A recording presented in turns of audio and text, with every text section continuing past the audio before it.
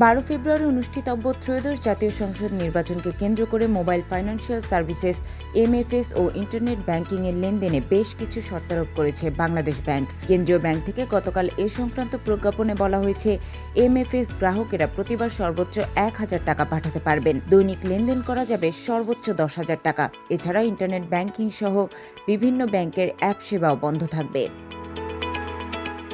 কেন্দ্রীয় ব্যাংক নির্দেশিত এই বিধিনিষেধ গতকাল দিবাগত রাত 12টা থেকে কার্যকর হয়েছে। 12 ফেব্রুয়ারি নির্বাচনের দিন রাত 11টা 59 পর্যন্ত সেবাগুলো সীমিত থাকবে।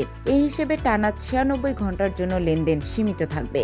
বাংলাদেশ ব্যাংকের প্রজ্ঞাপনে বলা হয়েছে, আসন্ন ত্রয়োদশ জাতীয় সংসদ নির্বাচনে এমএফএস ও ন্যাশনাল পেমেন্ট সুইচ বাংলাদেশের আওতাধীন আইবিএফটির মাধ্যমে ব্যক্তি থেকে ব্যক্তি অর্থাৎ P2P লেনদেনের অপব্যবহার রোধের সিদ্ধান্ত হয়েছে। ফলে আজ রাত 12টা থেকে 12 ফেব্রুয়ারি রাত 11টা 59 পর্যন্ত এমএফএস এ ব্যক্তি থেকে ব্যক্তি লেনদেনের ক্ষেত্রে প্রতিটি লেনদেনের সর্বোচ্চ সীমা হবে 1,000 টাকা ও লেনদেনের সর্বোচ্চ সংখ্যা হবে দৈনিক 10টি। তবে মার্চেন্ট পেমেন্ট ও পরিষেবা বিলের ক্ষেত্রে প্রচলিত নিয়ম অনুযায়ী নিয়মিত লেনদেনের বিধান অপরিবর্তিত থাকবে।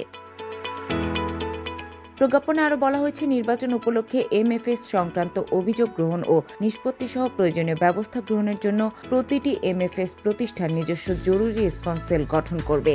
এ সময় সব ধরনের লেনদেন এমএফএস প্রোভাইডারের পক্ষ থেকে সার্বক্ষণিক নিবিড় পর্যবেক্ষণের আওতায় আনতে এবং সন্দেহজনক বা অস্বাভাবিক লেনদেনের ক্ষেত্রে দ্রুততম সময়ের মধ্যে সংশ্লিষ্ট থানায় রিপোর্ট করতে হবে।